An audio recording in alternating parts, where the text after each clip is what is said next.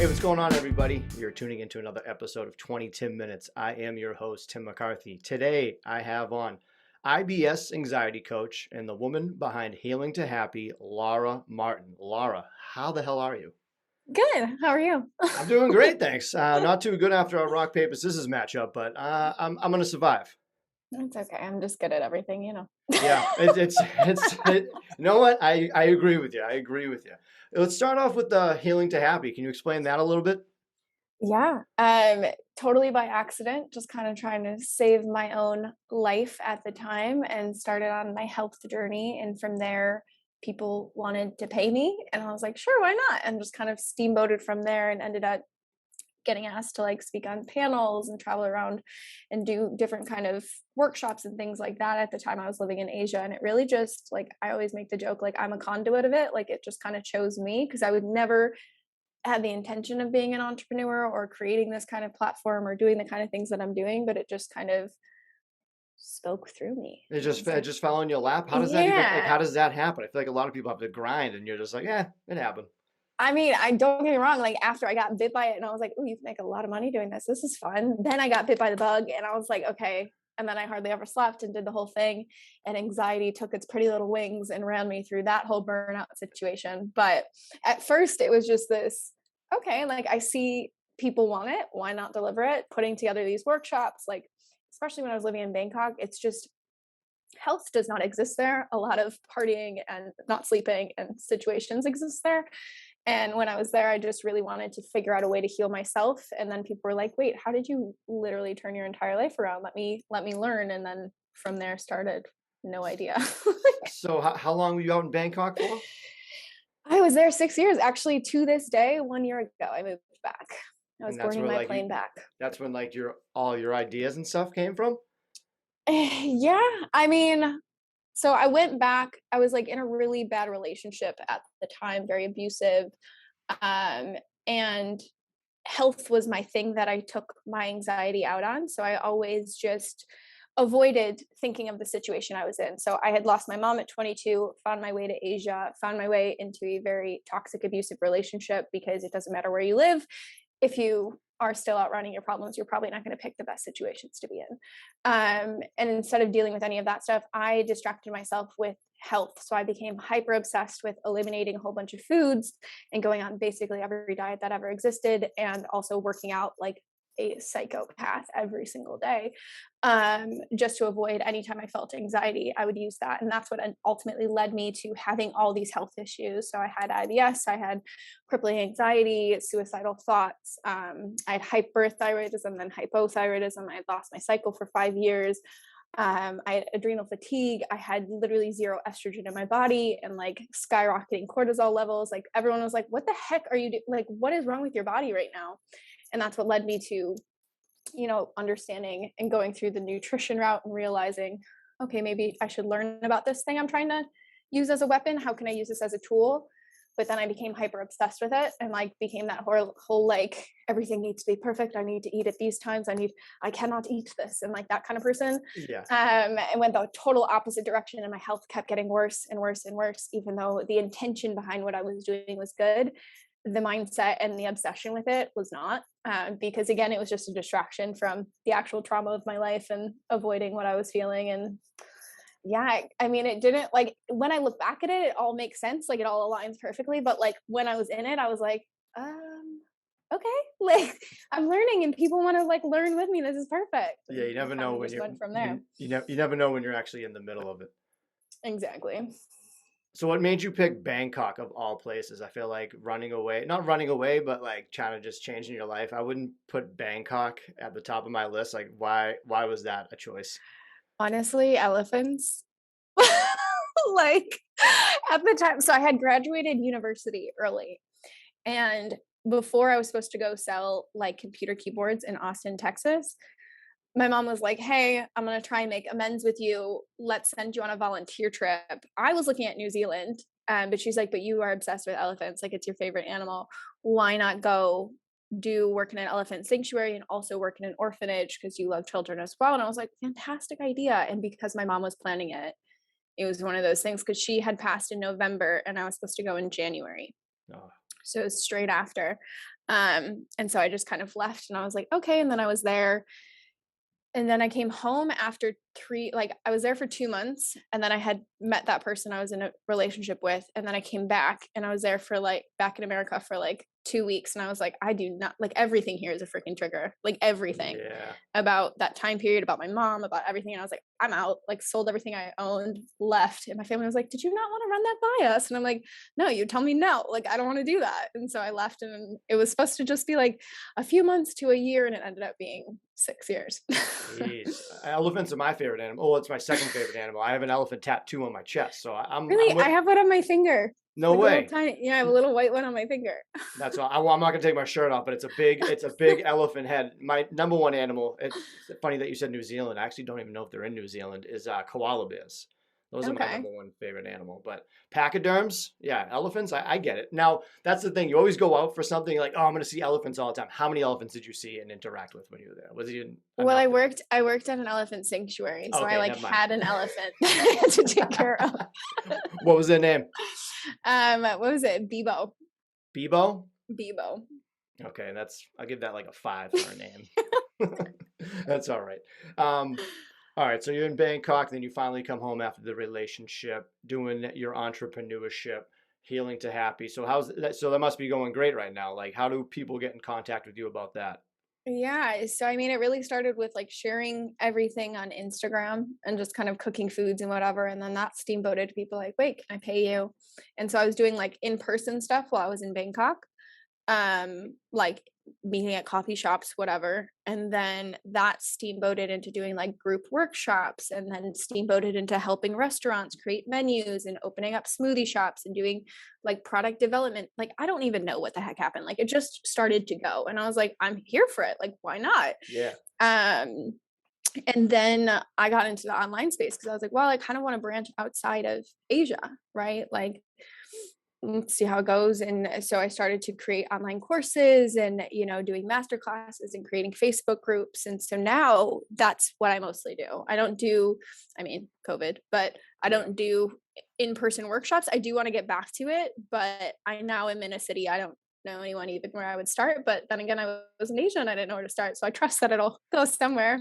But yeah, now it's digital. I do podcast, things like this. I do master classes once a month.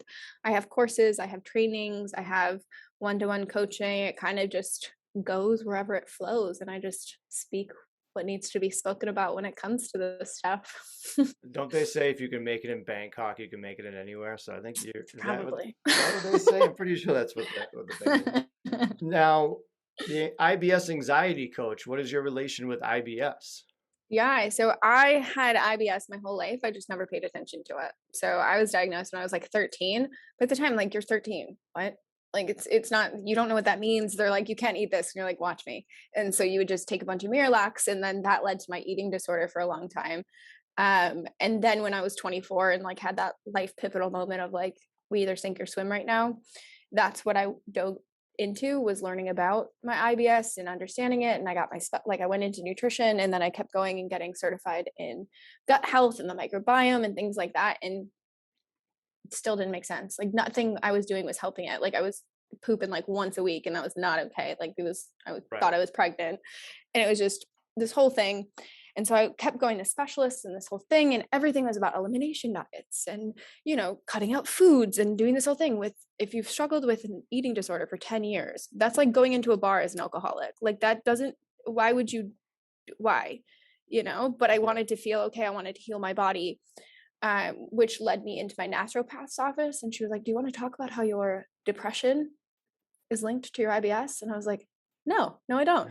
And so I left and I did a candida cleanse, and it took me about a year to finally come back, because at the time still dieting and exercising and food was my way of not dealing with the actual stuff that caused it. Let's back up a little bit. What was that? Candida cleanse? What is it? Candida cleanse. So candida is yeast overgrowth inside of your gut. So you take a bunch of either it's herbs or medicines or whatever, and it just flushes it all out of your body, which is my choice of things. It's everyone goes and does a cleanse, or they put scopes in funny places. It's I don't want to talk about my problems. Food is so much easier. Let me just poop my brains out. This is so much easier. I don't want to do that. And for those that don't know, IBS stands for irritable bowel syndrome. Yes. Look at Yes, me learning. exactly. Look at me learning. Look at you. Look So at you. so you get It go ahead. no, you go. No, I was just gonna say, like, irritable bowel syndrome is basically like we don't know what's wrong with you. Like, there's some type of irritation, but that's it. And really, at the root of it, it's a nervous system issue, and you feel things more sensitively, and your gut is just more sensitive. It doesn't have to do with like food. It has to do with your nervous system, which they don't tell you about. They're like, stop eating gluten and fear dairy, and oh my goodness, pickles. Like, it's like this whole thing that people try to whoop you inside of and really trap you inside of it, and it works for a really long time until you get sick of it. They're like, let's just throw three letters together, make an acronym, and they're just telling them that they have IBS. Exactly.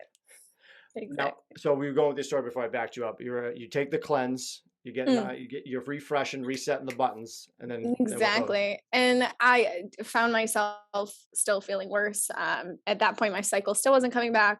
I ended up, it sounds silly, like all these other symptoms, like blood work and everything else, should have been indicators, but it wasn't until a giant rash took over my entire backside of my body, all throughout my entire body. And I was fine with that. I was like, it's fine. I can cover it. It's fine. Until it took over my face. And then I was like, this is not fine. Like, I can't fake this anymore, that even though I'm like the best intention, I'm clearly not doing this correctly. Like, I don't know what's wrong here. And so I learned about fight or flight response, and I learned about my body was just malnourished. At that time, I was 40 pounds underweight. Like, I was, doing F45 twice a day. Like, it was like not okay. And so I had to pull back the reins a lot. And that's when I learned about the gut brain connection. That's when I learned about metabolic restoration. That's when I learned all these kind of things that now I know, preach, and teach, to really understand that if we are fighting our body, if we're stuck in a fight or flight state of mind, our body can't heal. No matter how good, quote unquote, our diet is, it really doesn't matter, because your body can't take it in anyways. And eventually it's going to literally throw up on you. Hopefully it doesn't go as far as what it did to me, but like your symptoms, your bloating, your cramping, your heartburn, your skin rash, hormonal imbalances, your brain fog, your mood swings, like that's all related to your gut and your gut brain connection. What do you suggest people do first to get going with your little plan here? Like, Yeah, what's the I most mean, important? I teach people like this method called FREE, FREE. And the first thing is foundations. So, what the heck are you doing every day? Like, most of us go so reactive our entire lives. Like, we are just, something happens, we react, something happens, we react.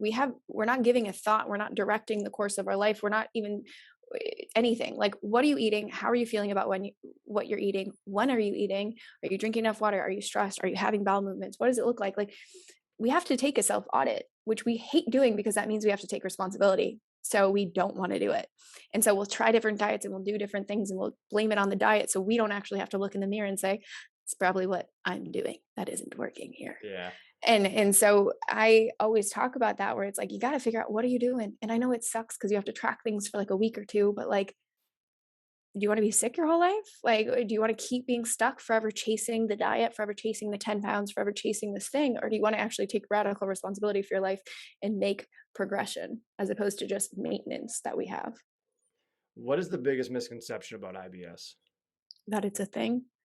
Like, there's a running joke in my field that at the end of IBS is BS. Like, that's all it is. And we use it as this definition to ourselves. And we use it as this defining thing that we then have to go on these extreme elimination diets and follow a low FODMAP, which I'm not even going to try and pronounce what FODMAP stands for, but it's just the sugars that our body can't really break down, and that's where we get some irritation. It's a bunch of saccharide stuff. But people then are hooked on these things for a lifetime. Like, the women I meet, they're like, "Oh yeah, I've been doing low FODMAP for the last like 25 years." I'm like, "Honey, that was only supposed to be maximum 6 weeks." Like, that is not what we're supposed to be doing, and it leads to this whole, food disordered relationship with it, where it doesn't have to do with weight. Like, it's not like anorexia or bulimia. It's Yeah. literally being afraid of putting a food in your mouth because of what your body is going to do. So it's called food reintake disorder. And it's something you see often with children. Like, they don't like to eat food because of the color or the texture or something like that. But like, as adults, we have that because of dieting culture. And so it's not like, this whole thing is just bananas, because we don't, granted, it's no one's job. Like, it's not your job like it is mine to be like, well, how does digestion work? Wait, that does not make sense. Like, being questioning it. But like, when someone tells you this is how it is for a lifetime, like, we have to sit there and be like, why though? Yeah. Like that doesn't make sense because we learn about things like epigenetics where like we control our genes by our lifestyle choices, or the neuroplasticity, our brain can fire and wire differently if we do different things, or like the microbiome changes within 72 hours based off of your nutrition choices. Like, then how the heck am I stuck with it for a lifetime? Like that doesn't make any sense. Yeah. How are you managing right now? I'm just living my best And life. and and you and you're not having like any like symptoms of it? Like you just No, I haven't had any flare-ups for about 3 years now. Granted, like I'll get bubbly. Like yesterday, I had a whole bunch of Brussels sprouts and bacon, which was delicious. But was it obviously, wrap Brussels. was it No, wrapped up? no. I made them at home. I just roasted some Brussels sprouts with some bacon bits put on top, like homemade bacon, turkey bacon, balsamic glaze. Like it was delicious. But like Brussels sprouts are hard to digest. Obviously, I'm a little bit gassy after that. But it's not like I'm running to the bathroom or like, mixing between the two and having a flare up. It's just like some foods obviously cause an irritation because they take more strength to break down because of the way it works. You're never going to not be bloated. It's just when it's chronic and painful and gets in the way. And like when I was teaching, my kids used to rub my belly and think I was pregnant. So it's not Oh, like that anymore. yeah, that's did you go back to your doctor from when you were 13, just laugh at him and be like, hey, figured it out. Thanks for nothing. No, I actually haven't seen her since I've been back because, after the age of 26, you're not on your parents' insurance. So I'm like, why would I go back? I was seeing my But yeah, pediatrician till like 19. I didn't realize you had, oh really? yeah, I was like so oblivious. No, I stopped going to her after I came back after that relationship. Something had happened and I had to come back to America and go to the doctor. And she instantly just kept trying to push pharmaceuticals on me, like for my mental health. And I was like, lady, that's not the problem. It's the boyfriend. It's not my brain. It's the boyfriend. Yeah, like, yeah. I'm like, I'm good. And so I was like, I'm done. Like, I'm done here. Now, how's your anxiety with this all now? Yeah. So, I mean, I still have anxiety, but I haven't had a panic attack in I don't know how long. Honestly, I kind of thrive on a little bit of anxiety. Like, I know that sounds bad, but I'm with that. I'm with that. I get a lot. I'm an entrepreneur because of it. Like, I get a lot done and I worry about things and I get things done. So a little bit is okay. And I always, it's a horrible joke, but like my cup of coffee in the morning, I'm like, I need it because I need that little bit of anxiety to get me through until 3 p.m. and then I'm good. But yeah, there's a good balance. So like when it happens, I'm able to catch my thinking thought. I'm able to, pause for a second and not be so consumed by it and have these heart palpitations and get trapped up in it. I'm like, this is anxiety. I'm going to go for a walk, or like, I'm going to take a bubble bath to like down regulate my system right now and eat better food and balance my blood sugar levels. Like there's just different ways of dealing with it that don't feel like my entire world is crashing around me anymore. We all got to be like a little twisted though. So like a little bit Yeah. anxiety, a little bit of IBS. You're like, hey, I'm making money now, helping people, so it works out. You know what I mean?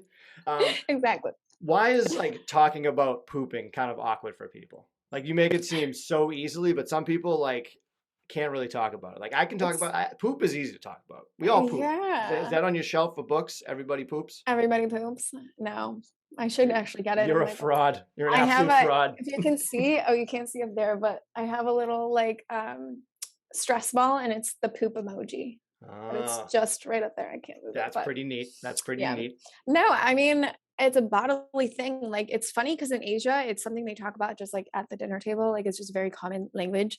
But like Americans are so different. Like every who other, just like talks about shit though? It's like, Europeans talk about it too. Like they just literally talk about it at the dinner table. Like it's but like what are they talking about? They make jokes about it. They talk about how they just had one. They talk about the consistency of it. Like it's just a thing. I think just Americans, it's like you don't talk about that at the table, which granted you don't talk about at the table. I don't know why you're talking about at the table, but it's our health like ranking system. Yeah. Like that's the thing, your doctor should be asking you every time you come in, like, hello, how was your poop? Does it float or does it sink? Does it look like a banana? How long are you on the toilet? Minus the video games. If you actually were just pooping, how long are you on the toilet? Like what is that kind of, but we don't talk about it. And so I think people are just, poop shy. What is your take on the Squatty Potty? I freaking love it. So if you don't have a Squatty Potty, I got one. I love them. I love it. And if you don't have one, just take the garbage can that's next to the toilet and put your feet up that way. Well, unless you have like an awkward trash can. Yeah, like if you have like a very large one, you're like, wee, like that's not gonna work. But like if you, so for anyone, like a Squatty Potty, if our body is crunched in an L position, we can't make a swift exit. Like it doesn't work. When we Hmm. are in, if you look at like the spine and how it just like your organs, if you're like in a squat position, it's straight down and easy for an exit. So it's not this cramping thing. So if you sit in a squatty potty, which is why Asia is so great because all of it's squatty potties, it's such a better, cleaner exit. Yeah, I was sold on it. And the other thing I sold on, because you gotta take care of yourself in the poop game, is Mhm. bidets. Do you have a bidet? Oh my God. No, but I need to order one. I got We one. talked about this. We talked Oh about this. yeah, You yeah, said you yeah. ordered one. I did it right before the pandemic, and it was like $20. Then inflation jacked that thing to like 45. Mm-hmm. You got to get I one. You got should get one. sponsored by one. That's who you need to get in touch with Oh too, my is a God. bidet company. And just I have a good one that's my partner, he loves it. It's a poop fan. So not like a smelly poop fan. It's a noise canceling fan. So anywhere we travel, if you don't want to hear your partner poop, we care. It's his favorite. Like he will not let me travel. He's like, "Babe, are you bringing it with?" I'm like, "You're nonsense." Like, yes, I yeah. have the poop fan. Don't worry. And so he puts it on. He's like, "Nothing's happening here," and he like flings it on because it just cancels out the entire sound that's happening in the bathroom. Some people always say, because I'm a little bit poop shy in places, taking a poop in a public bathroom is like the worst. Especially, I always say that girls' bathrooms are a little bit worse than guys' bathrooms. So I think that's when everyone has to work on their glutes with squatting, or they got to put the little bird's nest around there. Yeah, the little Um, things, and they're like, "Don't yeah, touch it." yeah, it's pretty brutal. I actually don't even know where I was going with that. I just wanted to talk about nesting and what the hell was I going with that? I'll come back to that. It's all Yeah. right. That this talk is getting pretty shitty. Fucking nailed it. But I was trying to get that in there. Um, so you're into health. Like, what is your go-to meals? I know you said like Brussels sprouts and bacon. Is that what you're eating every day or what? no, it's so funny. Everyone always asks me this, and I'm like, charcuterie boards. Like, I freaking love a solid charcuterie board. And I know that's not nutritionally sound and everything, but like, on a weekend, it's a Friday. It's like a Friday ritual. I will have a charcuterie board, or anytime I come back from traveling, we stop at like this place called Whiskey Cake, and they have the best charcuterie boards. I'm on the hunt for them. It's my I'm not gonna favorite. lie to you. I don't know what that is. A charcuterie board, like cheese and meats and bread Oh, see, and like I don't grapes like and cheese. jams. Oh, yeah. Like Okay. like the Yeah. board of like cheese and meats and stuff. Oh my god, my favorite thing. But like on a day-to-day basis, it's like I wake up, it's summertime, so I've been having just like Greek yogurt with like a banana and like pumpkin spice because I'm basic. Yeah, I um can tell. Got it.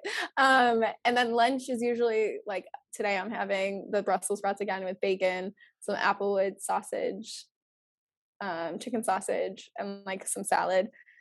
And then dinner is probably going to be a charcuterie board because it's Friday, but oftentimes it'll be like chicken or steak or It's charcuterie board Friday, hun. Get them ready. it is. Oh, he knows. He already knows. He's like, yes.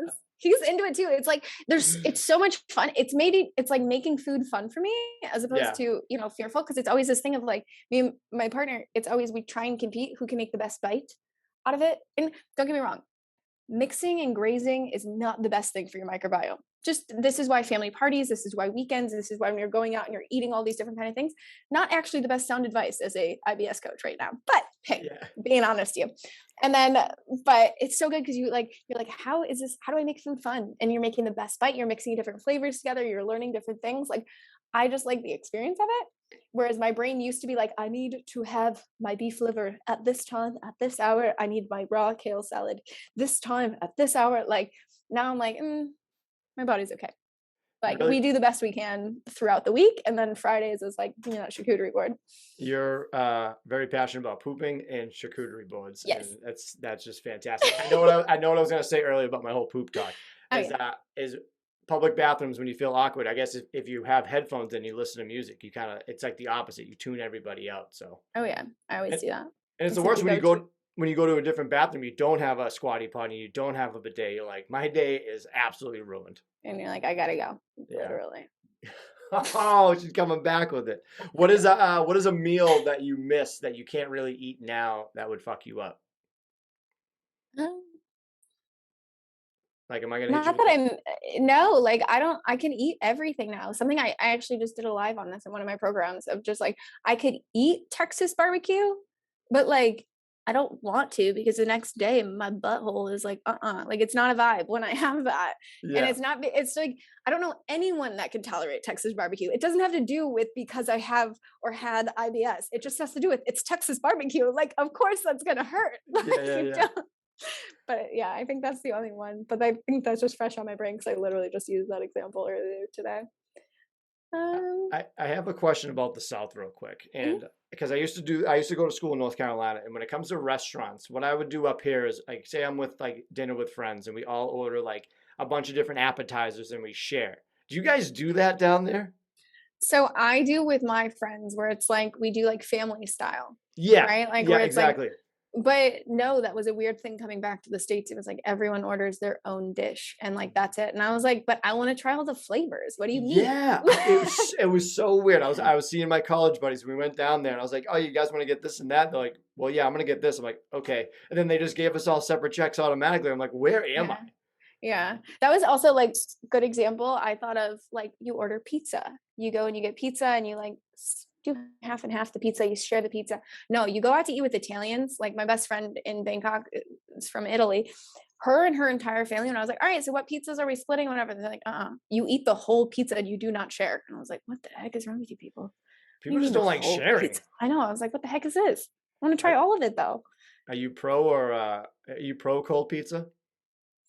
Yes. I've always Uh, ran the idea of I want to open up a Sunday brunch spot that will have Bloody Marys and cold pizza. you are getting whiter by the minute in this conversation. Like what? I Bloody. love cold pizza. What would you call it? Hangover special. Oh wow, I would have called it like bloody pizzas or some shit. Or, Oh goodness. yeah, It would be that's said no one would come like that'd be bad marketing. What would you do yeah. with No that? one's gonna go to that anyway. That's so ridiculous. All right, Laura. So where can people find healing to healing to happy, and where they can find you and get some more information? Yeah, so I mean, you can come over to my Instagram, which is it's Laura Patricia Martin. I am most active there, and from there, you'll see my Healing to Happy, which is our business page, and you'll figure out what masterclass is going on. I don't know when this is going to air, but we have a bunch of like anxiety stuff coming up next, and we rotate between the two. So Fantastic. between Be just sure to come check hang it out. out. Yeah, Yeah. come give her a like. She'll IGTV or whatever it's called now, and give you some tips. Now, all right, I usually end this with all my guests because I'm a huge like wrestling fan, and they have like theme songs. So, say you were coming out, like you were the IBS champion of the world, you were coming out to the arena. Like, what would your theme song be? Like, what is the song that plays when you come out? Does it have to be something like funny? No, you can be funny. Because Say like, there's a really funny like children's like poop song, and it's like poop poop poop poop poop everybody poops kind of song, and I think that would be hilarious if I was coming out as the IBS person. yeah, the IBS champ. But if it was just you Yeah. personally, what do you think? Like, what would get you jacked up? Like you're going through Bangkok, riding elephants. What's playing in the background? I used to love Justin Bieber Christmas music. You might be my you might be my weirdest guest yet, and I've talked to a lot of weird people. I'm not even kidding. Those two answers were fucking insane. I used to love riding these so like tuk-tuks around Bangkok, and sometimes you can plug in your phone. So a tuk-tuk, it's like this like three-wheel bike thing with like neon lights on it, just cruising through. It's bananas if you Google it. And sometimes they would have a speaker, and so I would always plug in Justin Bieber Christmas music, even if it was like July, just so it would scream down the streets as we were going through. It's really fun. You should try Yeah, it. it's sound. Anytime someone plays Christmas music outside of the month of December, I lose my absolute shit. You must, yeah. You said you love pumpkin. You must love Halloween. You must love the movie Hocus Pocus. Oh my god, I do. How do you Yeah, I know? know. I can You tell. know me so well. Yeah, I'm talking to you already. Like, you are remarkable because you're very happy and stuff, and you've gone through like so much shit, like literally, like not even making jokes. Like go to Bangkok after you lose your mother. You're like, oh, I'm gonna have fun here. Meet a guy. That guy's shitty for like 6 years. You come back like still dealing with IBS. You're getting better, but like, do you ever just like feel proud of yourself of like what you've done? Because what you've told me, I'm like, holy shit. Like I don't think a lot of people could do that. And when like what you're doing now, even with the smile, it's like it didn't get you down. Well, it got you down, but look where you are now. Yeah, I actually just wrote a post on that because like September is suicide prevention Hmm. month, you know. And so I just wrote a post on that where it was like I was sitting on the top of the mountain because we just did a hiking trip in Utah and just sitting there being like, I am so happy I chose to live. Like I had no clue this is where I was gonna go, but because I chose to live, these things have added up. And it is one of those things where you're like, how the heck, like you're sitting there in your lowest moments being like, how the heck am I going to get there? Like, what am I going to do? And then all of a sudden you're like sitting there and you're like, how the heck am I here? Like, when did that happen? And it goes by so fast, but at the same time, so slow. And so like, yeah, sometimes I'm currently in the phase of being like, good freaking job. Yeah. Like, Hey, I'm proud of you. I'm just some fucking dude that just talks to you about shit. It is funny, like things just happen. You get there because like I'll do this a lot, and you might do too. You're driving and you just sit there, and then like all of a sudden you're like, like you just like wake up and you forgot to breathe for like 3 hours, and you're like holy shit, like I'm 35, I do a podcast, like what am I do? Like you just realize like what am I doing? Like what is life? Exactly. Oh, it's funny. Now, the last thing I like to end this with all my guests is 3 things that you're grateful for right now. Ooh, I am very grateful for my health because of where it's at. I don't like it's very consistent nowadays. I'm very thankful for my partner. He's the freaking like to know where I came from to who I have now. It's every single time I see him, I'm like, oh my God, you're like me? I love you. Let's be friends. Like it's so fun. And just my family's health. Like I'm blessed that they're also healthy and taken care of and they have so much fun. Like they're the leaders in what like fun is. And I just freaking love that. So I would say those 3 things right now. I thought you were gonna go like pumpkin lattes, charcuterie boards. That I actually get to experience pumpkin spice season because we didn't have it in Bangkok, so I am bathing in it. Yeah, but how is it in like Texas drinking like pumpkin? I feel like that's like I'm in Boston, so like we get like that cool like fall weather. I feel like it's hot as balls down there still. I turn my aircon on really high and I pretend that it's fall.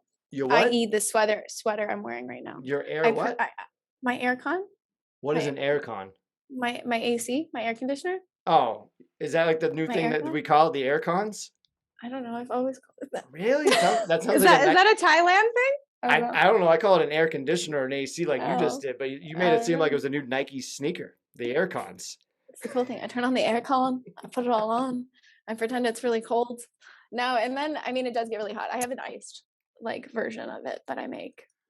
Wow, you are something special. Again, you are one of the weirdest guests I've ever had, and I love it. I absolutely love it. Your answers are fucking ridiculous, but it was awesome. Laura Martin, thank you so much for coming on and chat with me. This has been a lot of fun. Thank you. Have a good one.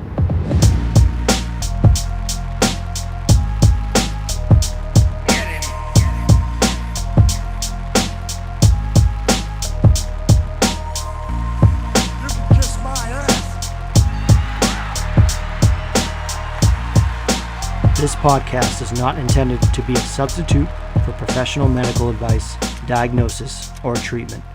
Always seek the advice of your physician or other qualified health provider with any questions you may have regarding a medical condition.